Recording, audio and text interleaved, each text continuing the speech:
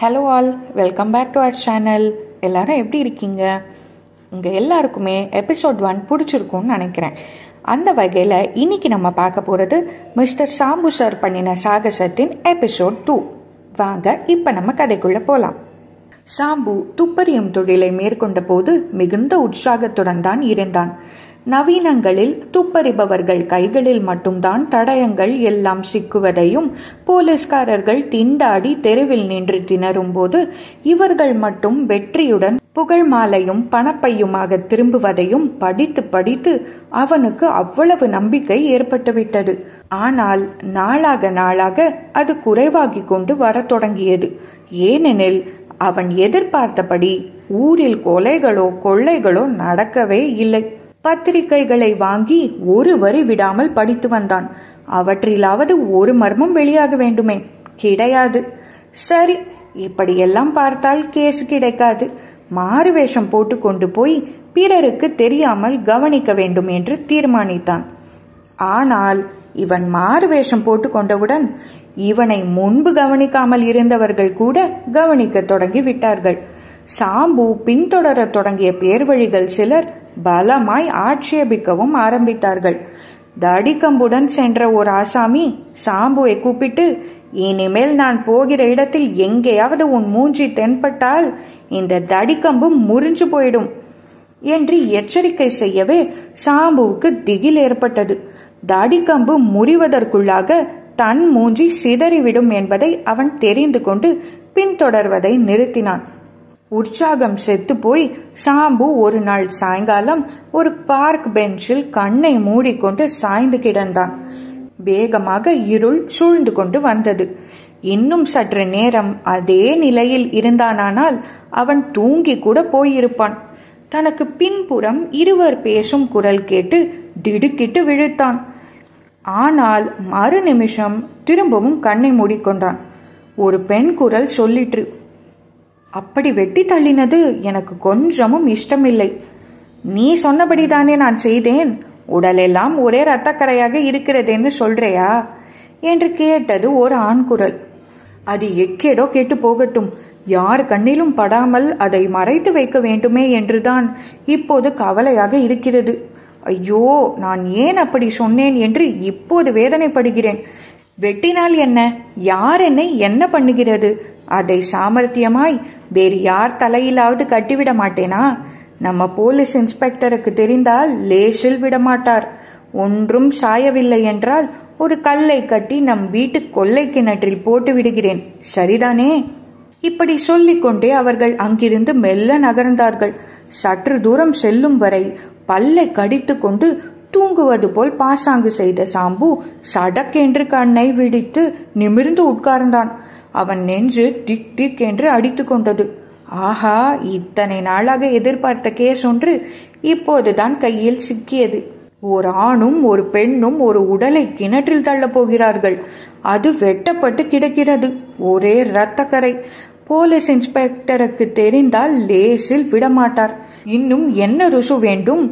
கொலையாளிகளை பின்தொடர்ந்து போ, வந்தது வரட்டும் என்று அவன் அந்தராத்மா ஆணையிட்டது. சாம்பு உடனே கிளம்பி சுமார் 100 கஜ தூரத்தில் அவர்களை விடாமல் பின்தொடர்ந்து செல்ல தொடங்கினான். அவர்கள் சாம்புவை கவனித்ததாகவே தெரியவில்லை. நேரே ரஸ்தாவை கடந்து சென்றார்கள். இப்படியாக சுமார் 15 நிமிஷம் சென்றிருப்பார்கள். அவர்கள் ஒரு முறை கூட திரும்பியே பார்க்கவில்லை. சாம்புவுக்கும் தைரியம் அதிகமாகி வந்தது. இப்போது ரஸ்தா மற்றொரு பெரிய ரஸ்தாவின் குறுக்கே சென்றது. சேரும் இடத்தில் டிராம் வண்டி ஒன்று வந்து நின்றதற்கும் தம்பதிகள் போய் சேர்ந்ததற்கும் சரியாக இருக்கவே அவர்கள் சட்டென்று அதற்குள் ஏறிக்கொண்டார்கள். சாம்பு பின்னால் வந்து கொண்டிருந்தவன் இவர்கள் டிராமில் ஏறுவார்கள் என்பதை எதிர்பார்க்கவில்லை. டிராம் மெல்ல நகர தொடங்கவே சாம்பு தன்னையும் அறியாமல் அதை துரத்தி கொண்டு ஓடலானான். ஏன் ஓடினோம், எப்படி ஓடினோம் என்பது சாம்புவுக்கு இப்போது கூட விவரமாக தெரியாது. உடல் தெரிக்க ஓடி டிராமின் கைப்பிடியை பிடித்தான். டிராம் நிற்காமலே போயிற்று. அதோடு சாம்பு ஓடினான். டிராமின் வேகம் அதிகரித்தது. சாம்புவின் வேகமும் அதிகரித்தது. தெருவில் போகிறவர்கள் கூச்சலிட்டார்கள். டிராம் கண்டக்டர் அலறினான். சாம்பு லட்சியம் செய்யவில்லை. எங்கிருந்தோ அமானுஷ்யமான பலம் அவன் உடலில் புகுந்து கொண்டது. கடைசியாக ஒரு பெரும் பிரயத்தனம் செய்து தாவி அவன் டிராமிலும் ஏறிவிட்டான். வண்டியில் சென்று கொண்டிருந்த ஜனங்களில் பெரும்பாலோர் சாம்புவை கவனித்தார்கள். சாம்பு யாரையும் கவனிக்காமல் தான் பின்பற்றி வந்த தம்பதிகளையே பார்த்தான். அவர்கள் வேறு புறம் திரும்பிக் கொண்டிருந்ததை கண்ட பிறகுதான் அவன் நெஞ்சத்தில் அமைதி ஏற்பட்டது. 15 நிமிஷ பிரயாணத்துக்கு பிறகு அவர்கள் இறங்கினார்கள். இதற்குள் நன்றாக இருட்டிவிட்டபடியால் சாம்பு பயமின்றி வேறொரு வழியாக இறங்கினான். இப்போது பின்தொடர்வதும் அதே காரணத்தினால் இலகுவாகிவிட்டது. சாம்பு விடாமுயற்சியுடன் உழைத்தான். உழைப்பின் பலனாக அவர்கள் நுழைந்த பங்களாவையும் கண்டு கொண்டான். சற்று பொறுத்து மெல்ல தடவிக்கொண்டே சென்றதில் பங்களாவின் வெளிகேட்டில் ஒரு பித்தளை பிளேட் பொருத்தப்பட்டிருந்தது சாம்புவுக்கு தெரிந்தது. அதில் என்ன பெயர் எழுதியிருக்கிறதென்று கூர்ந்து கவனிக்க சாம்பு எத்தனித்தான். அப்போது அவன் முற்றும் எதிர்பாராத ஒரு சம்பவம் நடந்தது. பின்னாலிருந்து ஒரு கை அவன் பிடரியை இறுக பிடித்து குலுக்கியது. அடை போக்கிரி பயலே, என்ன செய்கிறாய் அங்கே? வேவு பார்க்க வந்தாயா என்று ஒரு குரல் அதட்டிற்று. சாம்பு திக்பிரமித்து போய்விட்டான். அவனுக்கு திரும்பி பார்க்க தைரியமில்லை. ஆனால் அவன் ஊகம் என்னவோ நம்மை பிடித்திருப்பவன் அந்த கொலைகாரன்தான் என்று சொல்லிற்று. தொடர்ந்து நடந்த சம்பவங்களை சொல்ல 2 நிமிஷம் பிடிக்கும். ஆனால் அவை நடந்தது 2 வினாடிகளில்தான். ஆகாயத்தில் தூக்கி செல்லப்பட்டு பொத்தென்று தரையில் விழுந்தது போன்ற உணர்ச்சிதான் சாம்புவுக்கு ஏற்பட்டது. சுய உணர்வு வந்தபோது தான் ஒரு இருட்டறையில் கை கால் கட்டுண்டு கிடப்பதை அவன் உணர்ந்தான். எங்கேயோ 10 மணி அடித்து ஓய்ந்தது. சாம்பு இருந்த அறைக்கதவு திறந்து கொண்டது. அரை நிமிஷத்துக்கெல்லாம் கிளிக் என்ற சத்தமும் கேட்க பால் போன்ற வெளிச்சம் அறை முழுவதும் பரவியது. சாம்பு கண்களை கசக்கி கொண்டு பார்த்தான். அறை நடுவில் அந்த ஸ்திரீ நின்று கொண்டிருந்தாள். அவள் கையில் ஒரு ரிவால்வர் இருந்தது. அவள் புதிதாக அணிந்து வந்திருந்த ஜார்ஜெட் புடவையும் வைர நகைகளும் மின்சார வெளிச்சத்தில் ஜொலித்தன. அவள் கைவிரலை தன் உதடுகளில் அமுக்கி பேசாதே என்று சமிஞை செய்தாள். பிறகு நெருங்கி வந்து, ஓய் முட்டாள் மனிதரே, உம் உயிர் இன்னும் 1 மணிக்கெல்லாம் போக போகிறது என்றாள். சாம்புவின் நெஞ்சு திக் திக் என்று அடித்து கொண்டது. உதடுகள் துடித்தன. அழுகை வரும் போல் இருந்தது. அந்த ஸ்திரீ மேலும் சொன்னாள், உம்மை பிடித்து போட்டிருப்பவர் என் கணவர். பிடிவாதமாக உம்மை கொன்றுவிட வேண்டும் என்று சொல்கிறார். இங்கிருந்து தப்பித்துக் கொள்ளலாம் என்ற நம்பிக்கை ஏதாவது நீர் வைத்திருந்தால் அதை நீர் கைவிட்டு விட வேண்டியதுதான். ஏனென்றால் வெளியில் மாங்குடி முண்டன் காவல் இருக்கிறான். ஒரு பிடியில் உம்மை பிழிந்து விடுவான். முண்டனா என்று குழறினான் சாம்பு. இந்த சமயத்தில் ஒரு கோரச் சிரிப்பு வெளியில் கேட்டது. கேட்டீரா? அவன்தான் முண்டன்.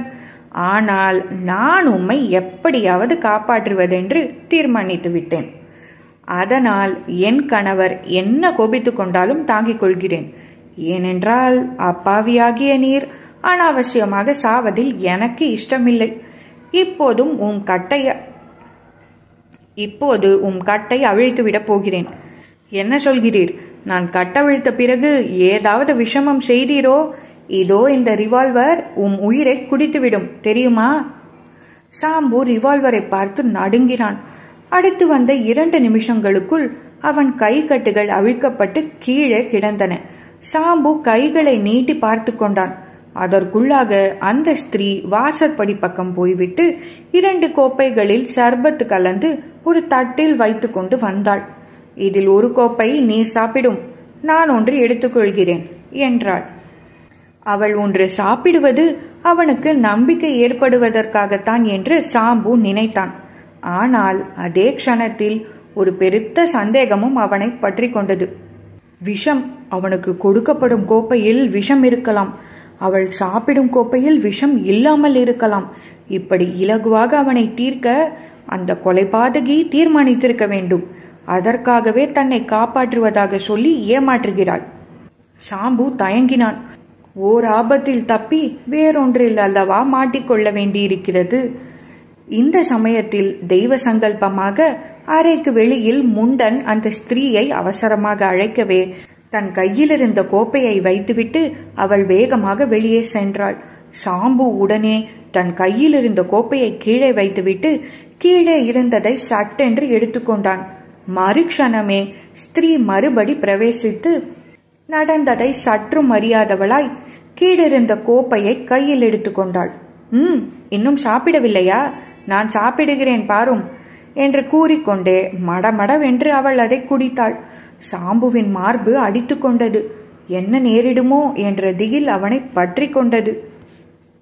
ஆனால் அவன் எதிர்பார்த்ததற்கு முன்னதாகவே பலன் ஏற்பட்டது. அந்த ஸ்திரீ உடனே அப்படியே அந்த இடத்திலேயே சுருண்டு கீழே விழுந்தாள். ஆஹா, அந்த பானத்தை அருந்தியிருந்தால் நாமும் அப்படித்தானே விழ வேண்டும் என்று நினைத்த போது சாம்புவுக்கு கால்கள் எழும்ப மறுத்தன. அங்கே நின்ற ஒவ்வொரு நிமிஷமும் அபாயம் நெருங்கிக் கொண்டிருந்ததென்ற எண்ணத்தால் தைரியத்தை வருவித்துக் கொண்டு அவள் கையில் இருந்த ரிவால்வரையும் பிடுங்கிக் கொண்டு ஜன்னல் வழியாக இறங்கி சாம்பு கேட்டை அடைந்து விட்டான். அப்பாடா, பிழைத்தோம் என்று சாம்பு ஒரு பெருமூச்சு விட்டான். அதே க்ஷணம் அவன் கையை பலமாக ஒரு போலீஸ்காரன் பிடித்தான். என்னப்பா, எங்கே வந்தே என்றான் அவன். இந்த தடவை அகப்பட்டு கொள்வதில்லை என்று சாம்பு தைரியமாக எண்ணினதுடன் கை துப்பாக்கியையும் உபயோகிக்க துணிந்து திடமானான். அதில் கிளிக் என்ற சத்தம் கேட்டது. ஆனால் அந்த போலீஸ்காரன் ஏனோ செத்து போய் கீழே விழவில்லை. சாம்புவை இன்னும் கெட்டியாக பிடித்து கொண்டு பங்களாவுக்குள்ளே தள்ளி கொண்டு போனான். ஐயோ, மறுபடியும் அந்த பிசாசுகளிடமா போகிறோம் என்று சாம்பு குற்றுயிரானான். வீட்டின் நடு ஹாலில் அந்த மனிதர் உட்கார்ந்திருந்தார். இந்த பேர் வழி உங்கள் வீட்டிலிருந்து ஏறி குதித்து வெளியே ஓடினான் சார், பிடித்து வந்தேன் என்று போலீஸ்காரன் அவரிடம் சொல்ல ஆரம்பித்தான். ஐயோ போலீஸ்காரரே, நாம் இங்கிருந்து ஓடி போய் விடுவோம். இவன் கொலைகாரன், உமக்கு தெரியாது. இந்த வீட்டிலே கொலை செய்து உடலை போட்டு வைத்திருக்கிறான். நம்மையும் கொன்று விடுவான் என்று அலறினான் சாம்பு. ஏ சும்மா இரு என்று போலீஸ்காரன் அவன் கையை ஒரு முறுக்கு முறுக்கவே சாம்பு ஓய்ந்தான். அந்த மனிதர், அடடே சித்தப்பா, எப்படி தப்பித்து கொண்டார்? இப்போதானே மேல் மாடி அறையிலே தள்ளி கதவை சாத்தினோம் என்றார் சாம்புவை பார்த்து. இவர் உங்கள் சித்தப்பாவா என்று கேட்டான் போலீஸ்காரன். ஆமாம் ஆமாம், அவரை அறையிலே போட்டு அடைத்து வைப்பது உனக்குத்தான் இதற்குள் தெரிந்திருக்குமே. ஆசாமி கொஞ்சம் என்று சொல்லி நெற்றி போட்டை விரலால் தட்டி காண்பித்தார். சரிதான், புரிந்து கொண்டேன். பைத்தியமா? சாம்பு கதறினான். ஐயோ, நான் பைத்தியமே இல்லை. இவன் சித்தப்பாவும் இல்லை. இவன் கொலைகாரன், கொலைகாரன். பார்த்துக்கொள் என்றார் மனிதர். சரிதான், துப்பாக்கி வைத்துக் கொண்டளவா விளையாடுகிறாரு? துப்பாக்கியா? அது விளையாட்டு துப்பாக்கிதான். வேடிக்கைக்கு கொடுத்து வைத்திருக்கிறோம். அதனால் ஒன்றும் அபாயம் இல்லை. போலீஸ்காரன் போவதற்கு திரும்பினான். ஐயோ, என்னை விட்டு போகாதே ஏன் என்று சாம்பு அலறினான். வீடே இடிந்து விழுவது போல் தோன்றியது. போலீஸ்காரன், அப்படியா சேதி, நல்ல முத்தின பைத்தியம்தான் என்று முணுமுணுத்து கொண்டு வேகமாக வெளியேறினான். இனி கத்துவதால் உபயோகமில்லை என்று நினைத்த சாம்பு ஓய்ந்தான். ஆனால் மற்றொரு ஆச்சரியம் காத்திருந்தது. உள்ளே இருந்து ஒரு ஸ்திரீ வந்தாள். அவள் யாரும் இல்லை, சாம்பு விஷம் கொடுத்து விட்டதாக நினைத்த அதே ஸ்திரீதான். ஆனால் இப்போது சாதாரண புடவைதான் உடுத்தியிருந்தாள். சாம்புவின் மனதில் இதுவரை ஒரு பெரும் பயம் இருந்தது. தன் மனைவியை கொன்றதற்காக அவள் புருஷன் தன்னை கொல்லாமல் விடமாட்டான் என்பதுதான் அந்த பயம். சாம்புவுக்கு அகாரணமாக சிரிப்பு வந்தது. ஏன் வந்தது அந்த ஆபத்தான நிலையிலும் என்றால், அப்போதுதான் அவனுக்கு அதிர்ஷ்ட தேவதை கடாட்சிக்க தொடங்கியிருந்தாள். சாம்பு கடகடவென்று சிரித்தான். 10 நிமிஷமாகியும் அவன் ஓயவில்லை. அந்த பொல்லாத கொலைகார தம்பதிகள் ஆச்சரியத்துடன் அவனை பார்த்தார்கள். சாம்பு சிரிப்பை இப்போது நிறுத்தி அந்த ஸ்திரீயின் புடவையை கவனித்து பார்த்து, அம்மணி, ஒரு புடவையினாலே நான் ஏமாந்து விடுவேன் என்று நினைத்தீர்களா என்றான். ஏன் அப்படி சொன்னான் என்று இப்போது சாம்புவை கேட்டால் அவனுக்கு பதில் சொல்ல தெரியாது.